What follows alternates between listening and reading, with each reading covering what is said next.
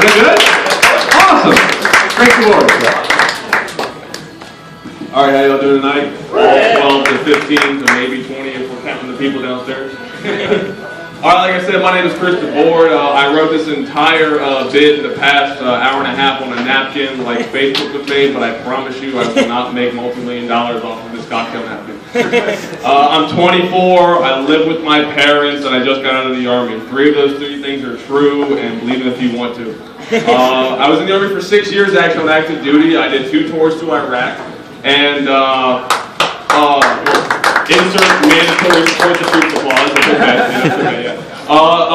Unlike the first gentleman, I promise you I did not see as much penis as he did. Although I did do combat arms, but I promise you don't see as much dragon dick as that man was in the suit.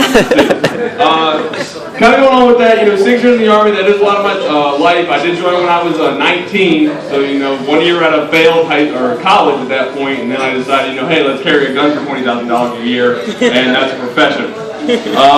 Basic training was actually my favorite part. All 4 months of hell was the most fun I had 6 years in the Army, believe it or not.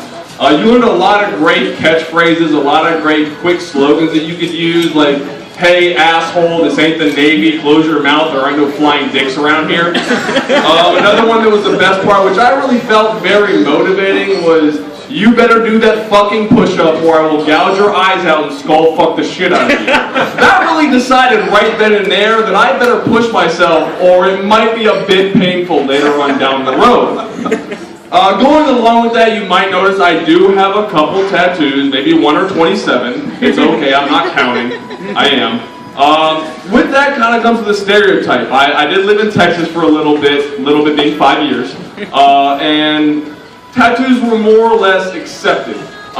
Here in DC, I find that there's maybe a negative connotation with being sleeved to the wrist, possibly covered from the torso to the neck.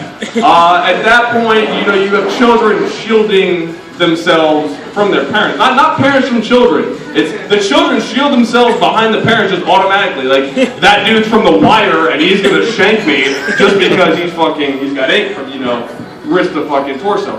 At the same time, it could be worse. I promise I won't shank your children. It's just not in nature. With that being said, I was married actually. At 22, I got married for 2 very glorious, hellful fucking years.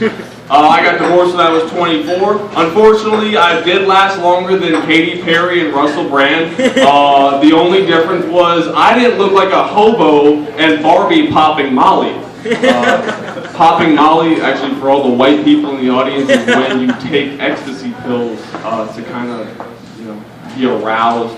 Again, not dragging dick because, most people left in the audience are white and we know we're head staying. It's no fucking secret. At that point, I would best describe marriage for my past 2 years as rode hard and put away moist. I mean wet. Excuse me. I should watch my language.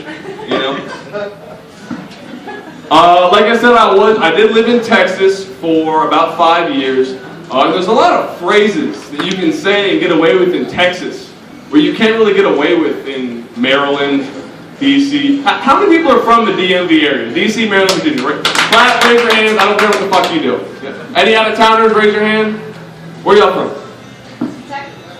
Kentucky? We're at Louisville, E-Town? Lexington? Well, hey, in all seriousness, pray for Ware. That individual did pull a Theismann, and I hope he recovers. Let's give a clap for Hugo Bell. What that guy comes back.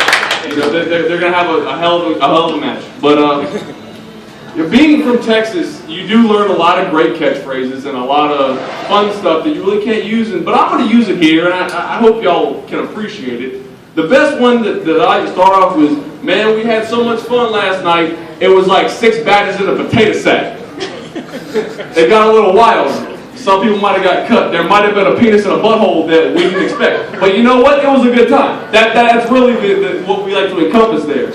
The best. Anybody know what cutting drawers means? Raise your hand if you know what cutting drawers means. Nobody? Okay. For all the white DMV people, cutting drawers means getting it in. P and a V. My TIE fighter entering a rebel base. Maybe it's going to be the best segue for that. I'll use it in a sentence. Man, me and her, it was getting hot and heavy.